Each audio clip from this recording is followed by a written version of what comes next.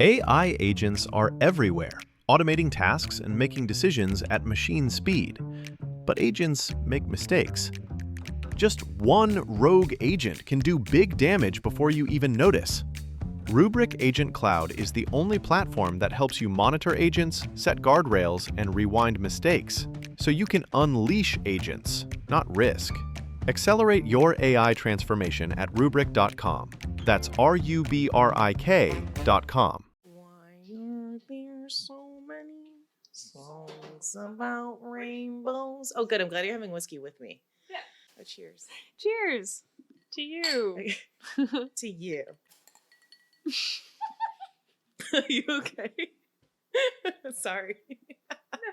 What did you just hit your nose with an ice cube or something? No, my ice cube just like exploded and squirted whiskey at my eye.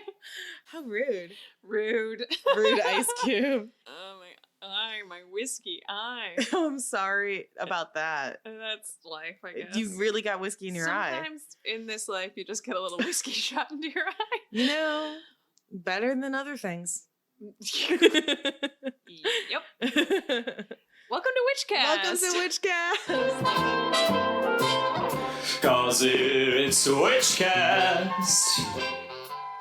That's Kate. And that's Emily. And we're your hosts. Yes, we're your hosts of the Witchcast podcast. We are beginner witches. Yes. Who are fun And funny. fancy free. Yeah, fun and fancy free. And we're talking about witchcraft. Yeah, so we've always been interested in this stuff. We've always kind of dabbled, but we wanted to learn more. Mm-hmm. And so a couple years ago, we were like, hey, do you want to learn more together? And do you want to put it on air? And so other people can learn along? And I feel then like that's how the conversation 2 years went. later, we started it. Then 2 years later, we actually 2 years did it. later, we started a podcast. And now here we're we in are. the second season. Yeah, and we're learning about witchy stuff. Anything in that broad fall into the category. Yes. Witchcraft, paganism, occultism, mysticism. just things that were generally outlawed by the patriarchy. Yeah, exactly. Anything that the Yeah. old white cis straight men didn't like. Fuck Yeah, you. that's what we're into. Yeah, that's what we're into. Yeah, Nah. fuck you. Yeah. Fuck you.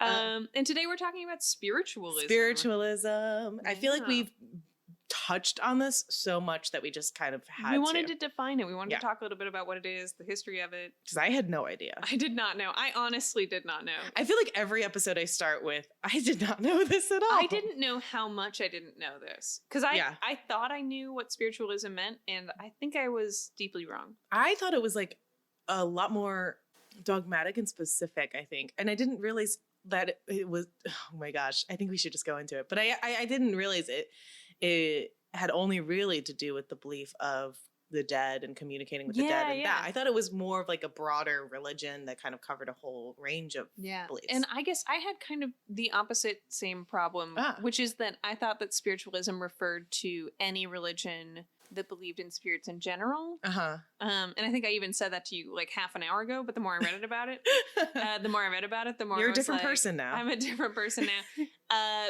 Because, okay, now I understand that what it means is not like, I mean, I guess, here's the thing. People use it to refer to any religion that includes like a spirit guide or anything like that. Right. But officially the term spiritualism refers to like, at least in a Western sense, the like 1800s thing of like mediums and seances and stuff, right? Right. And it means that it's specifically the spirits of the dead exist and have the inclination to communicate with the living, and then that those spirits therefore like, or that there's a third belief then that the spirits have like more information than we do. Yes, they're like more evolved, and they continue to evolve in the afterlife. That being dead is not one state, but rather a phase of evolution. So I guess I thought it meant any spirits, but it does specifically mean the spirits of dead humans in this situation. Yes, under Western modern spiritualism, right? And which is a thing, but it's also not like, I mean, there is a defined religion now, but that's not really how it started. What do you mean? Like there is a spiritualist church. Yes, right. It didn't start like that, But though. that was not the first thing that happened, and then there were beliefs that came out of that. It was like there were beliefs that then were sort of formed into a spiritualist church. Yeah, I guess so. I guess that's a good way to say it. It's wild. It is. It's so much. It's like everything we talk about, it's always so much deeper than we thought. Yeah. So we will tell you, listeners, what we learned. Yeah, we did some brief research. It's funny because Matt is always like, "I'm so impressed with how much work you and Emily do," and I'm like, I'm so unimpressed with how much work I do. "It's sweet that you look at it that way, Oh, but man, I feel like we barely hold scratched us to a higher standard. Yeah, we barely scratched the surface on these We- thing. Man, but we do our best out here. Look, we're only in our second season. We're talking about big, complex subjects. Yeah. We're continuing, I think, to get more specific and more detailed and focused on our different areas. But there's so much. And honestly, I think my goal is always just to learn the gist. And then, like, if you're interested in more, go off and learn more, but I would never have been interested in these subjects had I not covered them in this podcast with you. Yeah, or Personally. I would have been maybe interested to find out, but I never would have actually done the research. No. Yeah. Like I would have been like, I would have done that thing where, when you're in a conversation and someone says a word and you nod like you know what it means. Oh and my you just God, hope that the conversation keeps going and that you get context clues enough to like tell you what it is. You're like, yeah, that's like, and then you literally start using the word in conversation. every You know conversation what I mean? have. You're like, yeah. Yeah. Oh yeah, I've heard of that, but I just haven't. Or like I watched a little bit of it, but I forget. Or like whatever. Yeah, they're like, how it's so like X blah blah blah and then Y, and I'm like, oh, totally. It took me until last year to Google the word iconoclast. Yo, I don't even still know what that means. What does that mean? It's way cooler than what I thought it would be, and I have to Google it again. But when I read it, I was like, hey, that's actually a really cool idea. But it's a person who attacks cherished beliefs or institutions is an iconoclast, or a destroyer of images used in religious worship. Yo, I had that. Right? I Would had no idea. never have guessed. No, never would have guessed that. Yeah, meaning. and have heard it so many times. So it's like Sinead, was it Sinead O'Connor who like ripped the picture of the Pope? She's an iconoclast. Hell yeah. Nice. Yeah. Love her. Yeah. Fuck the Pope, man. Just Yeah. kidding. This new Pope seems nice. Yeah, he seems all right. Although, is it a sneaky trick? Yeah, of Sources course it say is. maybe. Of course it is. It's all a trick. I definitely think that it's just it's like you catch more flies with honey than with vinegar. Yeah, it's like it's a nice face. I'm sure he's a nice guy, but like ultimately his Everything's goal is marketing. the same as all It's all Christian. I mean, branding. he's the number one Catholic at least, which is and their whole Number thing, one Catholic, is that like the Pope's subtitle? the Pope, number one Catholic. Number one Catholic. And the Catholic's whole thing is to get more people involved. So I feel like some grandmas. Christianity's all about That's so funny. roping people in. Yeah. Well, I feel like that's the perfect segue into spiritualism because, like all religions, it's about roping people. And spiritualism, modern Western spiritualism, as we know it, as we're talking about it today, really was kind of birthed out of the second age of awakening in the quote unquote burned in districts, burnt over districts in upstate New York. Yeah. Oh, and I should say that for this episode, we're trying out a different format where Kate and I just both did research and we're just going to talk about it. Yeah, we just both did we both did moderate amounts of the same research. quick And we're going to see skimming. if that's enough to fill a podcast. Yeah, I think so. Yeah. All right. So let's talk about what We're that delightful. means. So the second age of Awakening. That's what it was called, right? yeah, and the burnt over district. I keep wanting to say burned over district. I keep Which saying is- burnt end district, Burnt which is like ends? that's barbecue. I know. Delicious meat. Now I want some I meat. know. Okay. Oh, I'm gonna eat dinner after this. Me too. Hell yeah, my dude. So the burned over district, Which is refers like to my hometown Buffalo is part of that, which I love. Did you know about this? No, not at all. Well, it makes sense though because we'll talk about it. But Lilydale is in the burned over district, right? Which is the mediums conference that we talked about with Emily Grote. Yeah, in our Psychics and Mediums episode of season 1, which you should go listen to right after this. Yeah. Yeah. Go back, take a listen, Or go listen to it now and then come back to this. Whatever. Either way, just however listen. you want to do it. Just listen to all the episodes, Do or you? else. Yeah. or else Did I say the or else part out loud? or else we won't love you as much as we already do. Oh, we love you so much. But we We're do. We sorry. still love you. It's okay. We'll never not love you. Yeah. So The second Great Awakening. What were we calling it? The New Age of Awakening? The Second Great Awakening. By the way, the I think whiskey I was going to call it the Second good call. Enlightenment. Second Enlightenment. Yeah, no, I was calling it that in my head too. Second Great Awakening. Which is a whole different thing, I think. Yes. Well, this is when all these new religions started popping up, right? Yes. So this is the 1840s in like upstate New York and like that kind of area of The Finger Lakes, the Rochester. middle of the northern part of the country. My whole hood, yeah, my whole hometown area, which I think makes me like it more now. I'm like, oh, cool. But like that's when Mormonism came out. That's when Joseph Smith found the golden plates. He found them in Rochester. Sick. Yeah, I know. That's wild because I so associate Mormonism with like the Midwest. the west, like Utah. Oh, well, yeah, that makes sense. But I guess actually, I didn't know this until today. It was Founded in upstate New York. Rochester. It's a Rochester-born movement. So you can find golden plates and garbage plates in Rochester. Oh my God. I keep meaning to ask you about garbage I've plates. never actually had one myself. I've obviously have friends who have eaten them. I desperately want one. I want eat that a full garbage for plate me happily. in my life. That's why I like to joke that I have the appetite of a 12-year-old boy because like I grew up with like Buffalo, Western New York food and it's like mashed potatoes and hot dogs and it's Piles quote of unquote meat and junk carb. food, but it's comfort food and I love it. It's so good. And it's pretty bland, but that's fine. You put hot sauce on it, you're fine. Yeah, I feel like I grew up like in Canada. I mean, we had exposure to other foods, but like in terms of what was actually made in the house, it was a lot of beef and like potato Yeah. in various forms. Beef is fancy. I feel like beef is a fancy meat. It's like You more know what? expensive than chicken. Here's a crazy thing. In Canada, chicken is like the price of gold. Wow. It is significantally more expensive than like other meats. That's 'cause crazy of- to me. Yeah. This is like the one weird like socialisty thing in Canada is that there's all these there are only so many licenses for dairy farmers and chicken farmers. Oh. And so milk and chicken and eggs are way more expensive in Canada than they are here.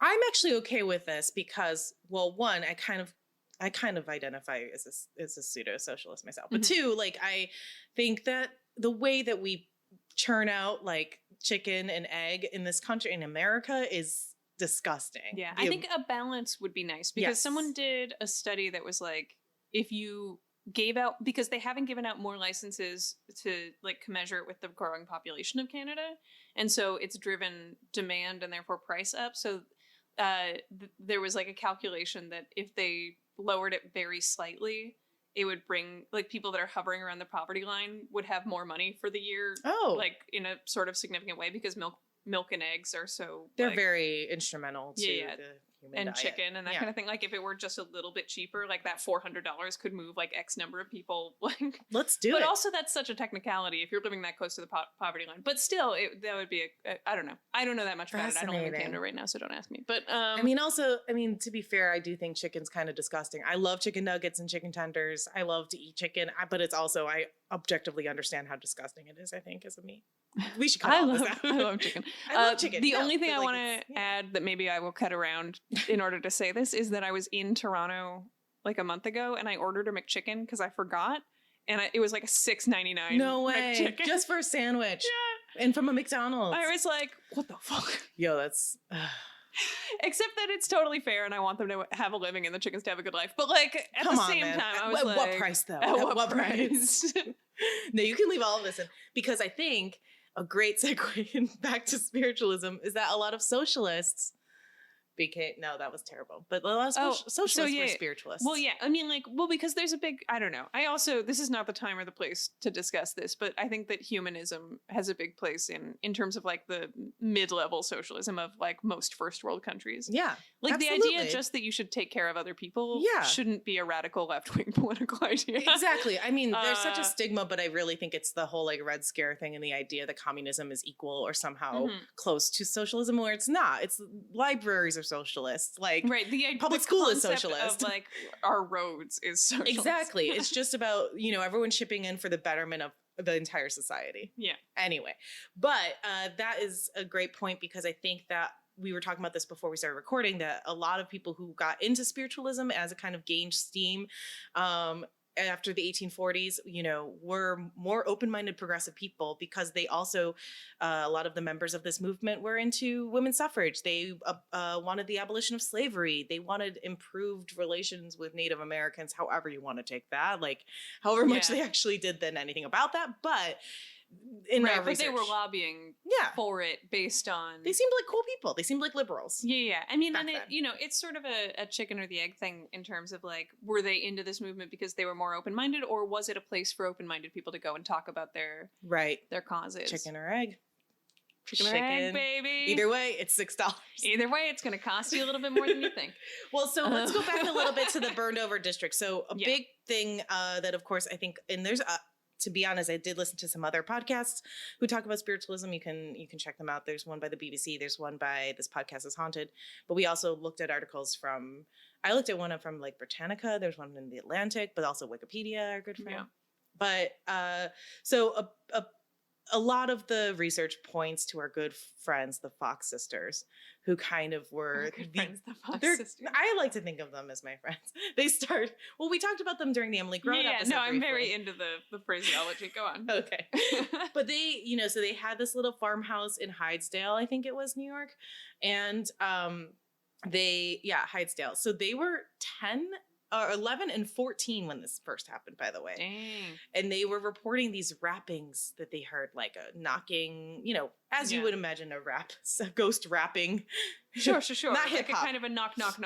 a knock. Yeah, I always think of it as a very heavy knock that kind of drags a little. Oh, I think of a rapping as being more like when you knock on your boss's door in the office and it's like tap, tap, tap. Oh, interesting.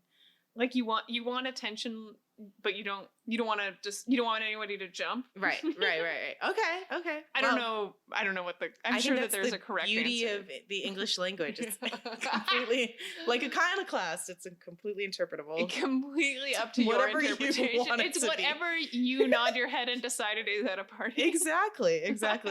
So So these preteen, these like adolescent girls were like, Mom, Dad, there's a ghost. We can hear him. We think we can talk to him. So they like started to like communicate with this quote unquote ghost, whatever you want to believe, right? They were like, knock once for yes and two for no. They developed a code with these rappings, right? With these knocks, and determined it was the ghost of a murdered peddler who had died in that house previously. Oh, damn. And according to some sources, apparently even before the Foxes lived in this farmhouse, previous tenants in this farmhouse also reported rappings. So like, again, believe what you will. I'm so into ghosts, by the way. This is, I know. I can't believe. I'm not, and you are, and it's so funny because I'm scared of mirrors. I'm scared of mirrors, but you're scared of ghosts. It's funny. Well, I'm fascinated by this stuff. Because I don't know. I do kind of believe in ghosts, just a little bit. Do you? I don't know if I do. I'm still on the fence. I think that rational daytime Emily is like, oh, we'd know if there were ghosts. We'd know. But like 9 p.m. Emily is like, I had a friend once who knew that there was a ghost and there was Have you, this is such a non sequitur. This is such a not non sequitur. And I keep saying segue and I keep using words incorrectly. Yeah, I think what does it mean when you divert the subject? That's a segue. Is it? A non sequitur is also sort of a segue. A non sequitur is when it's like super off topic. Right. And a segue is moving into a different topic. Well, I just wanted to say that I just wanted to ask, have you ever tried... A segue is a little wheel thing that you lean forward on. You know the creator of the Segways died on a Segway? Oh my God. He fell off one into a cliff. Yeah. What? Wait, what? Yeah. He was on a Segway. And rolled up to a cliff and fell off it. They don't really know if he true? Jumped or fell. Yeah. I'm going to go look it up. But anyway, have you ever tried those ghost apps? Those like communicate with the ghost apps? No. There's like these stupid mobile phone apps that you download and it like they say that they use like whatever fucking frequencies. Oh, I've heard of these though. And then you can like communicate with the ghost and it'll like feed you like random like burp like noises. It'll be like Emily. And like it just like starts and you see little blips. I'm smiling so hard right Some now. of them show like silhouettes of them. We should do like a stupid fun live stream of us trying one. I would love that. But I used to do them late at night just because I'm like bored, and then I'd freak myself out. One time I had to call Matt because I was too scared to go back to sleep. One time one of them said buffalo to me, and I freaked the fuck out. I'm sure it's just data mining through my phone. I'm sure, but at the same time, but when you're alone at home and you're like maybe on some substances, ooh, I'm spooked now, and it's like 1 a.m. Anything's possible.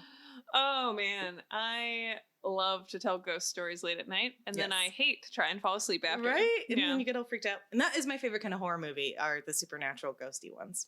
Yeah. I can't watch them because they freak me out so much. But it's such a horrible You didn't see The Conjuring situation for me because I both love it. Yeah. And I cannot function after I watch it. Like I feel like that's a really healthy, so freaked out by ghosts that I can't. I'm non-functional when I think about them, but at the same time, I love to think about That's them. hilarious. You're right. Okay, so wait. So the guy who bought the Segway company, then he was a British businessman. Yeah, he fell off a Segway down a ravine. Yeah, I know what I'm about. But it wasn't the inventor. I think he just acquired the Segway. But still, it doesn't matter. Well, it's still wild. Maybe it was cursed. Cursed company. All right. Anyway, so let's talk. You know what? I think we should back up for a split second and just talk about what spiritualism is. Okay. So spiritualism is a religion now. Yes. But it started from a set of like sort of not necessarily beliefs, but like almost entertainment and beliefs. Yeah, I would argue almost like practices. Yeah, so it started with these girls who thought that they could talk to this ghost in their house. The Fox sisters, yeah. But it became a whole thing where like people were doing seances, they believed in mediums. Right. They were going to like shows to see mediums communicate with the dead, and the whole original set of ideas was basically that you can communicate with ghosts, and that when you do, they can give you information. Right. And then it turned into this religion that has a bunch of humanist beliefs because it became so entrenched with the humanism thing. It believes in God. Right. Some sort. Well, they call it like an infinite intelligence, right? It's not. They don't necessarily always call it God. I guess it depends which sect you're looking at. But the British Spiritualist National Union, which is one of the major sort of modern spiritualist churches, does believe in not just God, but like a fatherhood of God, which is to say, like, they acknowledge God as our father. They do. I mean, they talk about it as like a creative force, but at the same time, it kind of, I mean, it's not Christianity, but it's not that far off in terms of it. Like, it's a monotheistic religion, I guess. Right. I always kind of also interpreted, or not always, but just today from my research, interpreted it as like not necessarily separate from, I mean, it's not separate from, say, Christianity or other religions, but it's more of like an addendum too. Yeah. I mean, they function as their own church. That's true. I guess you're right. And the Catholic Church did condemn them. Which is always a good sign. I think that's a great sign. That shows you're doing something right. All press is good press, right? Yeah. But yeah, I mean, it says, I mean, and I might be oversimplifying. So they believe in like a universe creative force and energy that created, not only created the whole universe, but life itself in its many forms, and is continuing to create today, creating not from nothing, but of itself. I don't know. It's a whole bunch of things, but actually, like, I really like what they talk about. Except it sounds great. Except it's a little patriarchal to call it the fatherhood of God and the brotherhood of man. Yeah, that's so funny because I didn't come across that. I was looking at the National Spiritualist Association of Churches from the American version, and they just call it the infinite intelligence.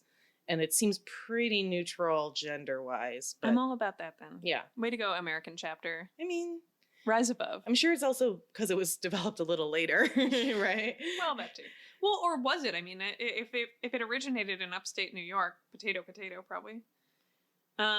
Anyway, so yeah, you're right. The Fox sisters, they believe that they can communicate with these ghosts, or with the ghost with the rapping. Yes, and so they ended up, I think they moved in with their sister or their aunt or something, and then so it became 3 of them, the Fox sisters, and she kind of became their manager of sorts, and they started like a road show, basically. Yeah, they became known. They became kind of famous as these psychic medium sisters. And that is just one, I think, example of a lot of kind of things that were happening in that time that then kind of sparked this movement. Yeah. And I think it was kind of one of those things of like, right place, right time. Like all Yeah. all of these religions were kind of popping up. Quakerism, is that a thing? Quakerism? Quakers?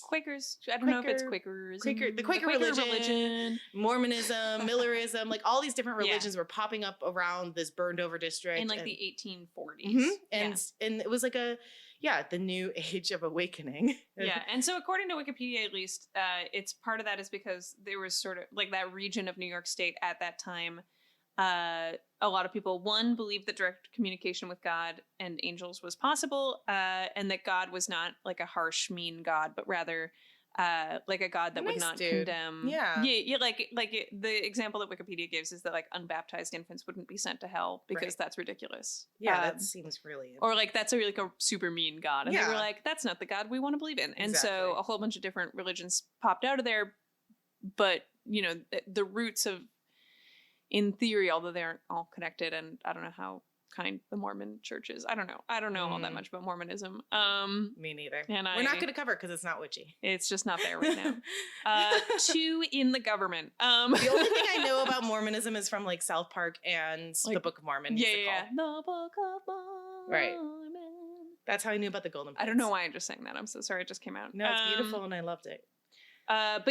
So it was basically like like a lot of people were like, there's a nice God, and then everyone was like, here's what I think about that. Right. And we can also communicate with the dead, and they're looking out for us. We have spirit guides. Spirits want to help us and give us information. And also women should have the right to vote. And we shouldn't have slaves. And also women shouldn't have to vote. Yeah, it was like all those kind of things.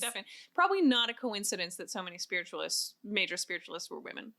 Yeah, it was a very woman-centric movement. A lot of the leaders of this, like my good friend Cora L.V. Scott, who was active from 1840 to 1923. She was really hot, and she would just like go on. She was just like a fox. She was just like a fucking fox, so sexy. And people were like, "This is a fox. We'll watch her do anything." And if it's communicate with the dead.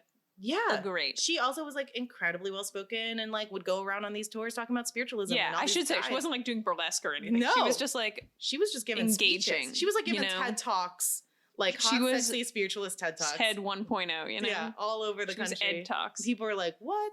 Who is this woman? She's amazing." Edward Talks. Yeah, Edward. I should also say you said this, so I'm going off of you. So if I'm wrong, don't let me know. Or let me know. Don't let me know. I will try. No, but part of this was also like the country was coming out of the American Civil War, so there was a lot of So that's when it really, I think, super picked. Like it went from like a small kind of trendy movement of like, oh, have you heard about it was that a little medium like down new the age street? now, to like 2 million people all of a sudden like were like actively seeking out these practices or practicing them. Right, though I had to look up when the Civil War was, but it was from 1961 to 65, I want to say. It was in the 60s. I'm Canadian, don't ask me. Did I say 19? 1861 no, I think you said 18. To 1865. I believe you. And a bunch of people lost everything, and a ton of people died. Members. Also, that's when photography like was becoming a thing, so people started to see what actually happened in these battles for the first time. So people were devastated. Yeah, and they wanted answers, and they lost loved ones, whole family members. Whole family members, not just part family members, not just partial family members, but like fathers and sons and brothers. They would lose multiple family members. Many. And they wanted answers, and they wanted some kind of closure and solace, and so it was perfect timing. Yeah. The idea that you could speak to the dead and that they might want to communicate with you, and that there's like a spirit that continues and can still watch over you and all that. Right. Which I think also, I don't know. I mean, I imagine that this was not the first time that this had been posited in human history, that you can talk to the dead. Right. They don't cover all of the other times that people said that in Wikipedia, but it's a perfectly natural human reaction. I'm sure that basically every religion probably has that thought on some level. But I would think so. I mean, isn't that the great question, right? Is like, what happens to us after? Yeah. And I guess I don't want to make broad statements. I feel like there's a do it. I feel like that's the whole. Our whole podcast is broad statements. I feel like religions always deal in some way with what happens after you die. Yeah, I would think so.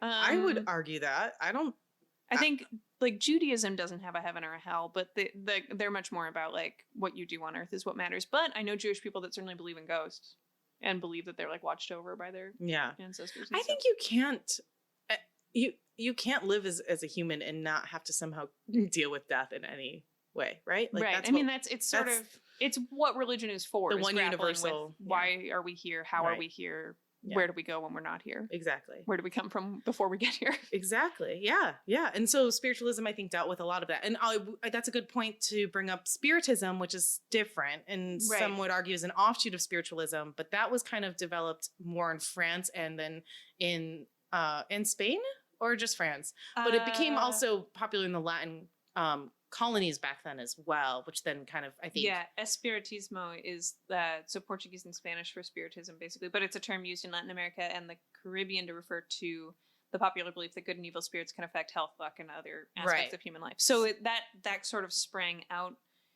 hypothetically of this. And we didn't look really too much into spiritism because I think that's kind of a separate thing, but it is, I think, under the it's umbrella of these beliefs. If you believe Wikipedia, then it came from the popularity of spiritism as defined by Allan Kardec in Europe, and then it moved to the colonial side of things. Right. I guess. But who knows? Who knows?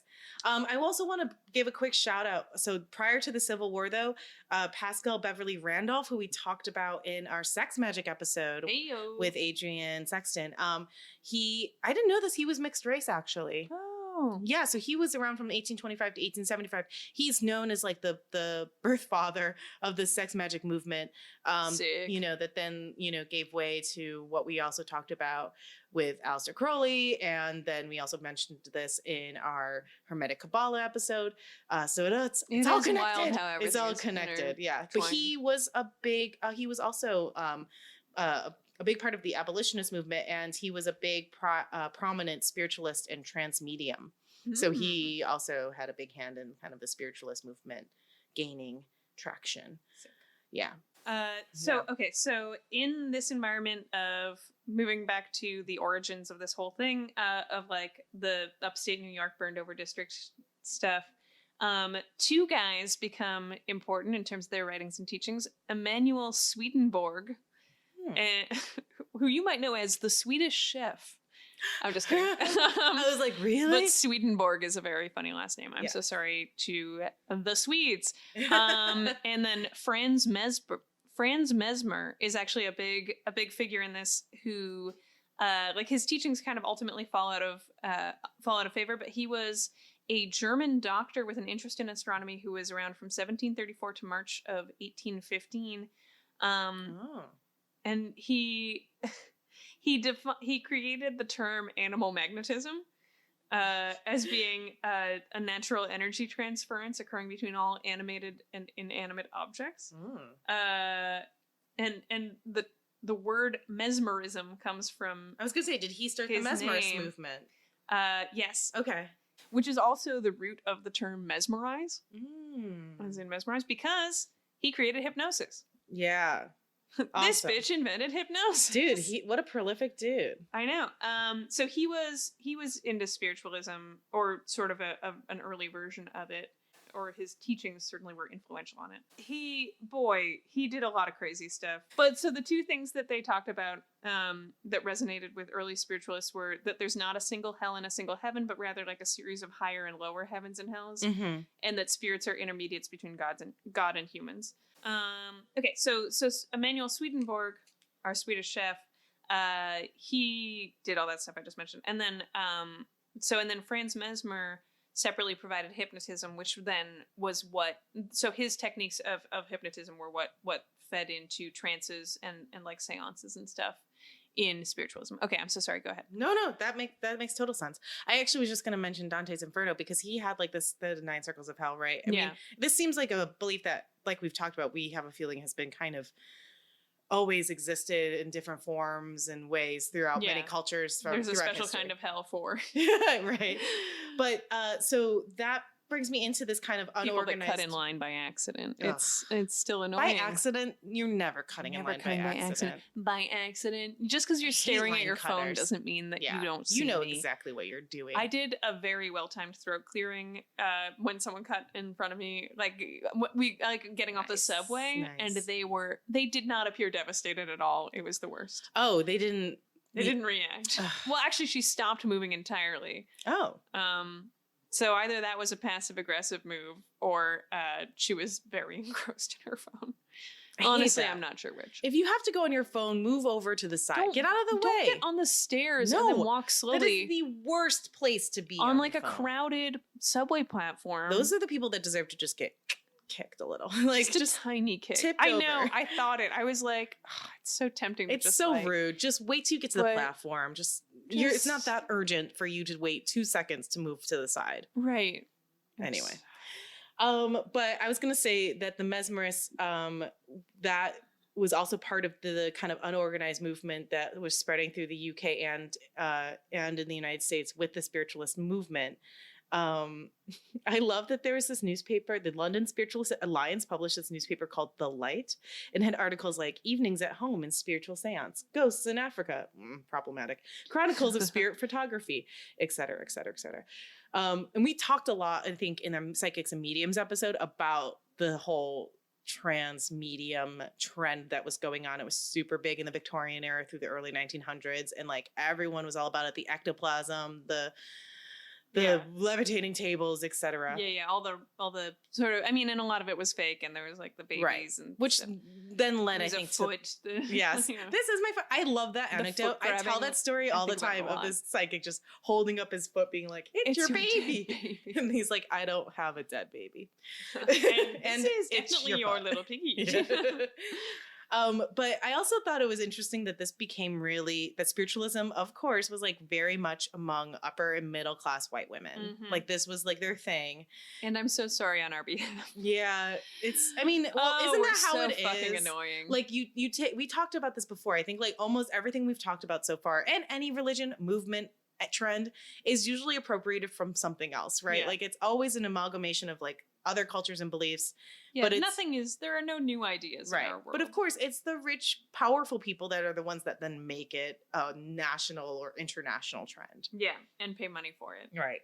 So they had camps, though, that would get set up. They would meet in private homes or lecture halls.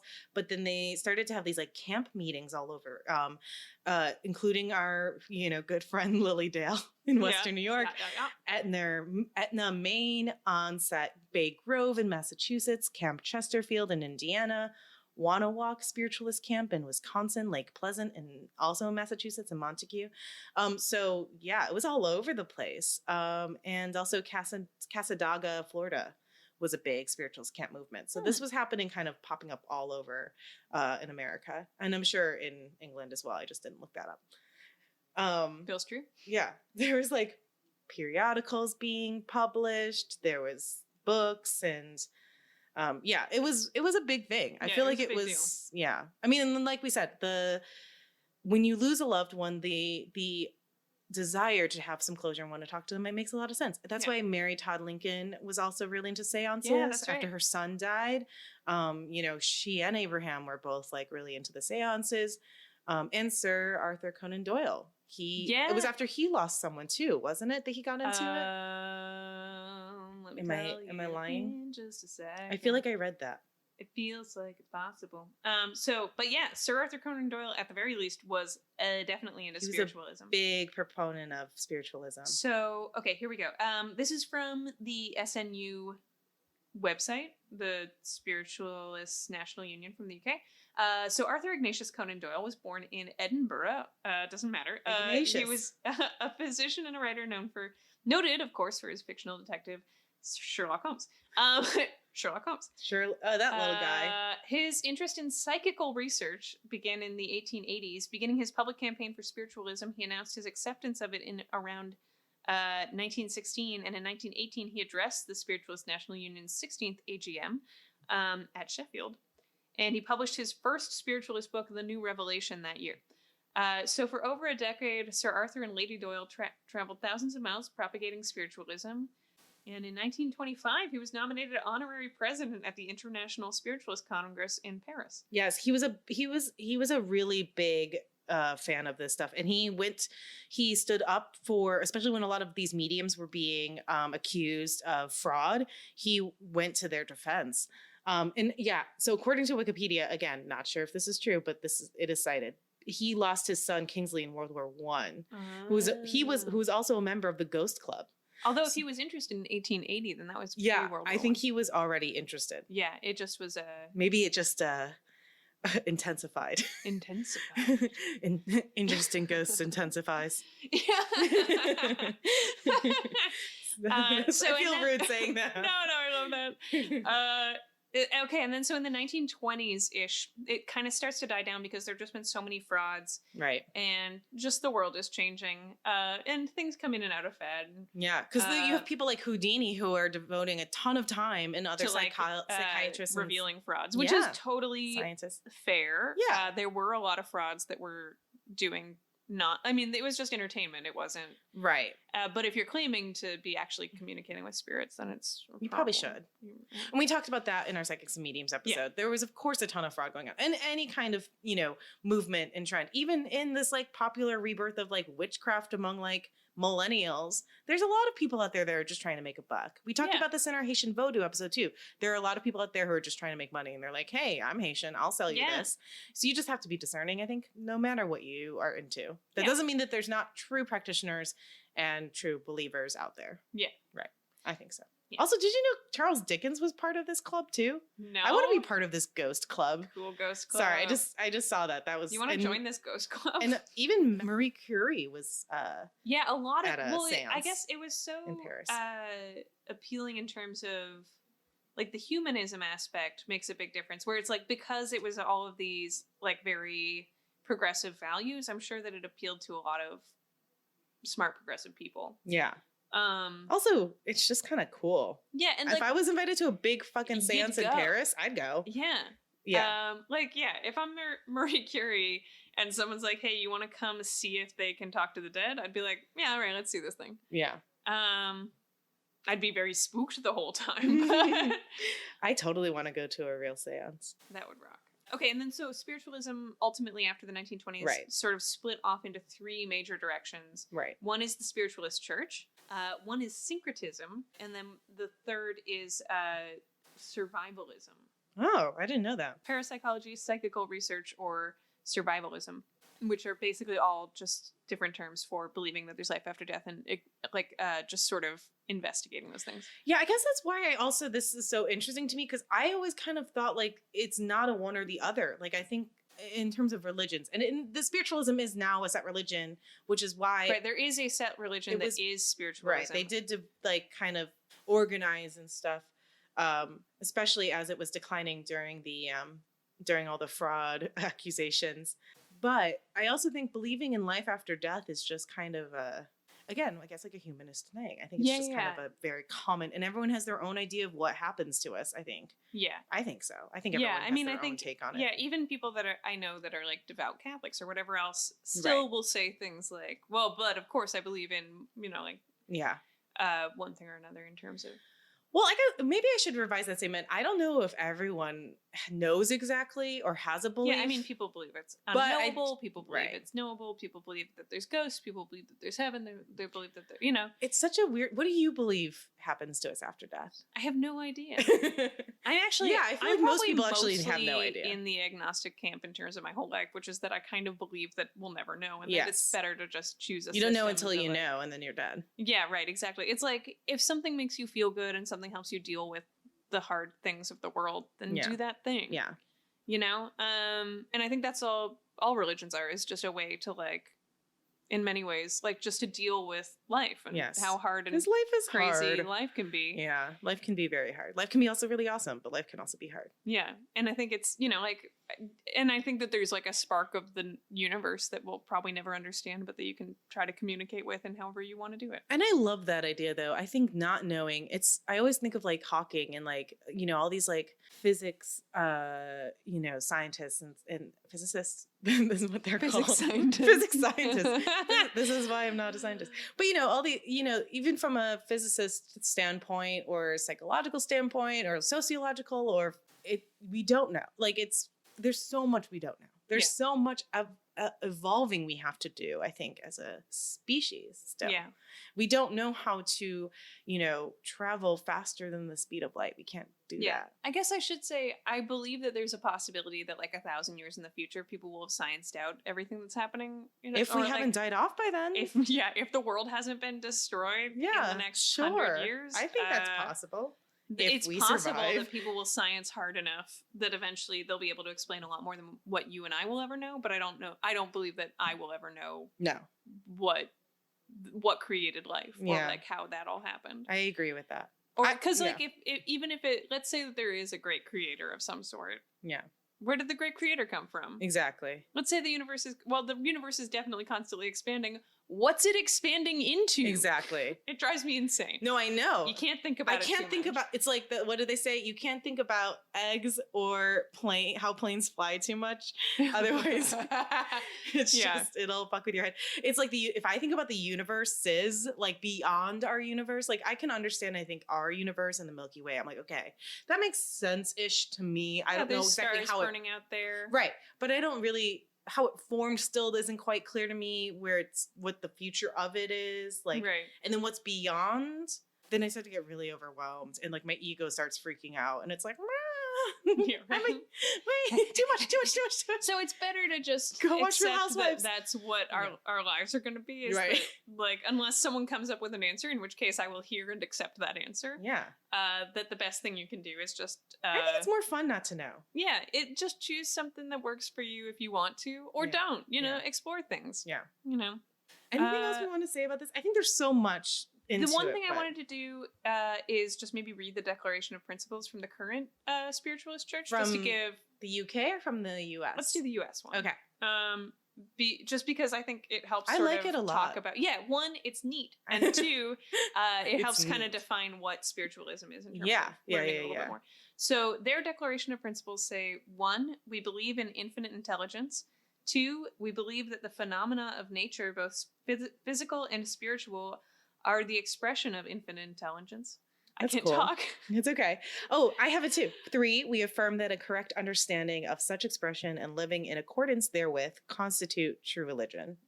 And 4, we affirm that the existence and personal identity of the individual continue after the change called death.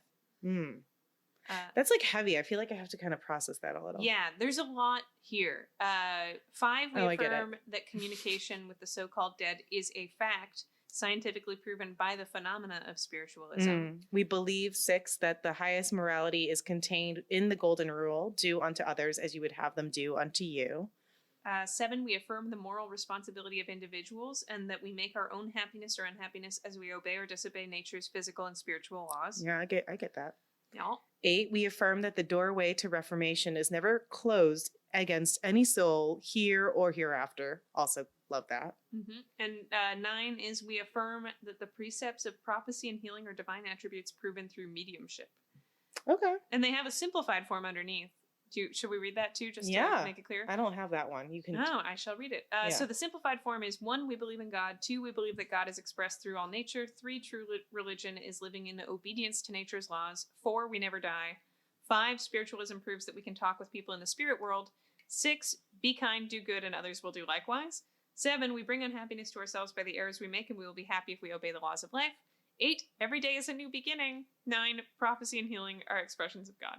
Wow, we should have just read that version. That was a lot clearer to me. Well, I like the longer version I do because I too. think that might be an oversimplification someday in some ways. Like yeah. saying every day is a new beginning is a little different than we affirm that the doorway to reformation is never closed against any soul here or hereafter.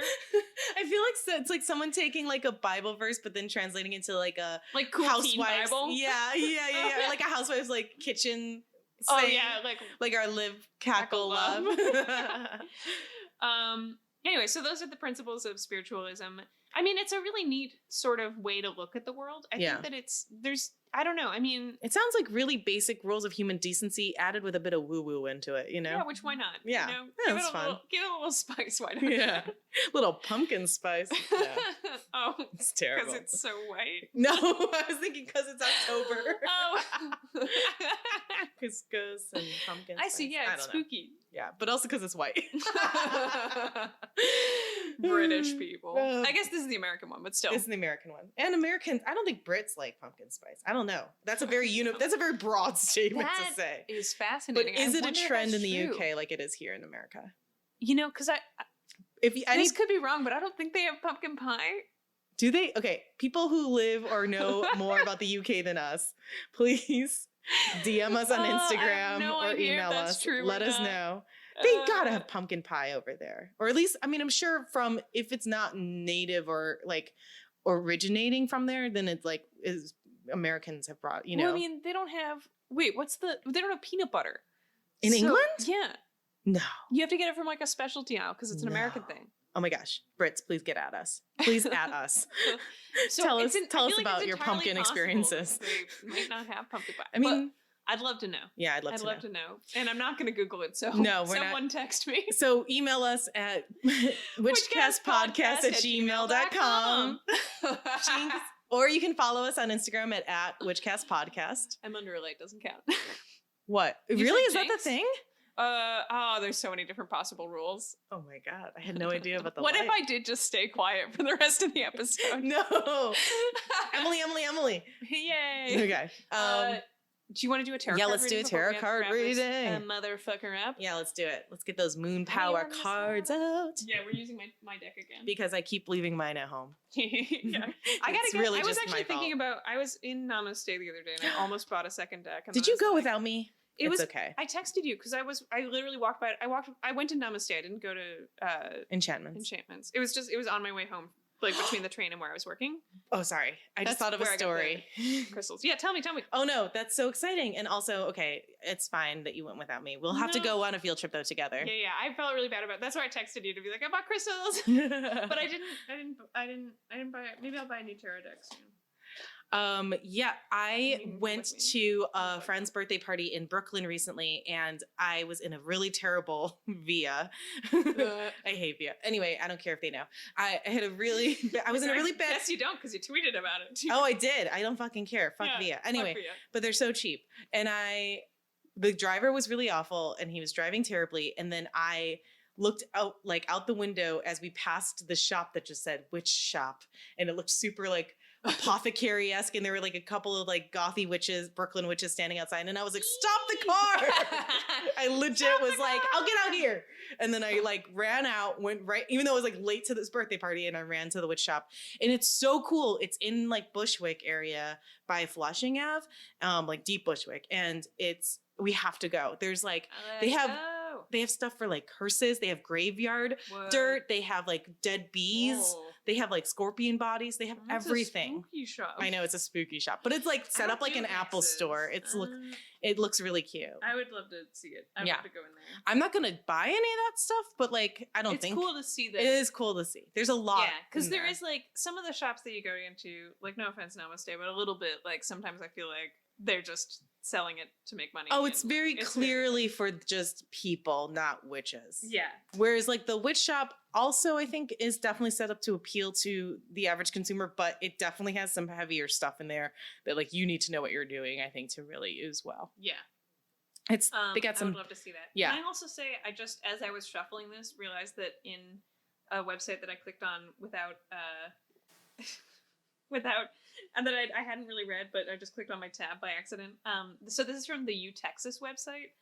And like the it's- University of Texas. Yeah, the universityoftexas.edu. It's a spiritualism article called Spiritualism and Channeling, and it uses a lot of exclamation points. But it says that Edward Kelly, who we talked about in our Hermetic Kabbalah episode last week, Yes. that he was technically kind of like the concept of mediumship can be traced back to him because he the concept of a spirit was not well established that early in the Renaissance, and he claimed that he was communicating with angels. Oh.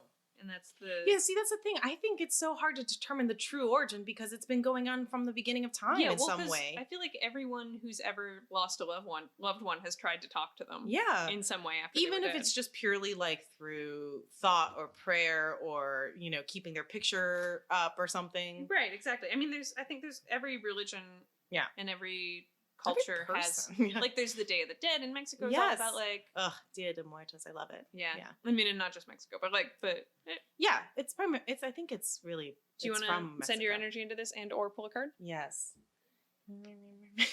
I'm holding up the tarot to my energy. Matt, this is so cheesy. Matt and I do this thing. I started it. We send love vibes, and I go wom wom wom wom. I really like that. Oh, that's really cute. And then I I'm making a gesture with my hands as if I'm sending a beam, like a Care Bear. You're doing it Care like you're Bear. sending a sandwich into the world. Of love. Yeah, I love Whoa, sandwich. whoa, Whoop, whoa, whoop, whoa. whoop, whoop. Love sandwich. Okay. I love these cards. Me too. So much. And I also love the shop that we got them from, the I Six Sad know. Girl Shop. I'm so into them. They're so cool. They're like the girls that I like wanted to be in high school. They remind me a lot of my friend Janet. She's super cool. She was like that. I was like the really preppy friend of hers, but she was much cooler than me. Anyway, here you go. Okay. I'm feeling this card. What is Empress. it? Yeah! I saw it from a distance and I was like, is that the Empress? I got really excited. Empress was calling to me. Wonderful. So we've talked about this one before, and what a great card to pull. We've been honestly, remember when we first started, we were getting some pretty heavy cards? Yeah. And now I feel like we've been getting really good ones. Part of that is, I'm telling you, this deck is like very kind. I keep love pulling it. nice cards. I one time pulled like the 10 of Pentacles or something that was like a card. Really? What is it? The 10 of Pentacles? I was gonna say, isn't 10 of Pentacles good? I'm gonna look.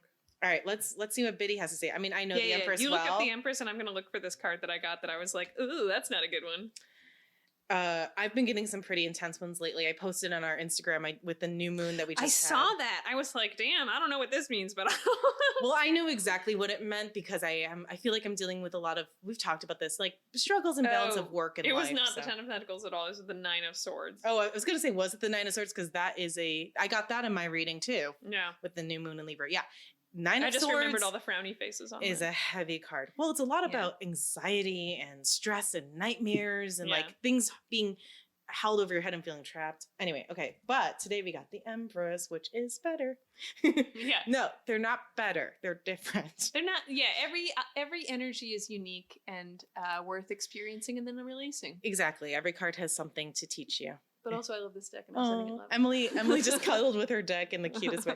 So, right, we got it upright, feminine, beauty, nature, nurturing, abundance.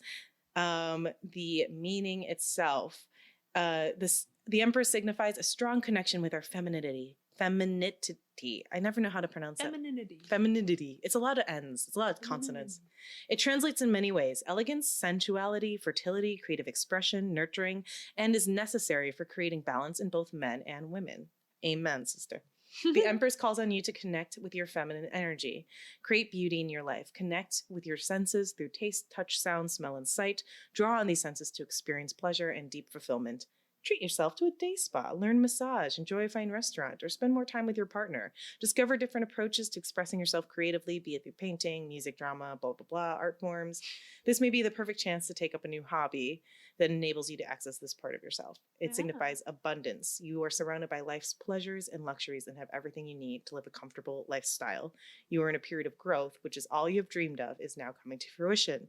When it appears in your tarot readings, take a moment to reflect on the bounty that surrounds you and offer gratitude for all you have created so you can continue to build on this energy and create even more abundance in your life. Aww, I'll stop there, but there's more. nice. But yeah, I love the Empress card. It's probably one of my favorite cards. And the short Power Tarot Guidebook one just says creativity, productivity, creation, abundance. Yeah. Yeah. Amen. Great card, man. I love it. Top notch. Yeah. So and such a lady. yeah, such a or other they. Yeah. I think like Such a human. such a being. Actually, she's not even. I don't think she's human. Yeah. This is like just an empress of the world. Right. And I think that's something that's cool about a lot of tarot and witch and Wicca and all that kind of, a lot of stuff that we've been covering has, talks about male and female, like essences or aspects like femininity and masculinity. But I would argue that I don't think that's talking about a very like strict duality or binary world. I think witchiness inherently is broader than that and more. So I want to put out this disclaimer in case any of our listeners do identify as non-binary or trans or femme or demi or any of the, gender fluid, any of the identities out there. I think that's what's so cool about witchcraft is it welcomes it all. And we have these aspects within all of us, regardless of how we identify as people. So I just wanted to say that. very into it. That's important to me. Yes. Anyway, Seconded. ditto. Yeah, what she said. But yeah, I feel like that was a very brief overview of spiritualism, but there's so much more. And if you're interested in more of it, please go research. But we also have an episode coming up soon where we will be talking more, I think, in depth about mediumship. Yeah. A wink. Wink. We're very excited. We have hopefully this works out. We have a very special guest lined up that I'm very excited about. Very excited. Yeah. So yeah, please follow us, subscribe. Yeah. Give us that like. Yeah. Of all of Thumbs the up. channels. Yeah. Whatever you got. 5 stars, please. Or whatever you honestly Leave us feel. a review. But please Tell leave us that a you love review. us. Yeah, we love to hear feedback. And we love you. Yeah. And until next time. Hex yeah! Cause it's Witchcast. Oh yeah. Oh yeah. Oh my god, we were watching British Bake Off and they were like, "Oh, I looked up this drink Kool-Aid." And Matt and I went on this whole bit of like what Brits think the Kool-Aid man actually says. He's like knocking on the door. He's like, "Pardon?" Yeah, the Kool-Aid man in England Yes. bursts in and goes, I know. Oh yeah.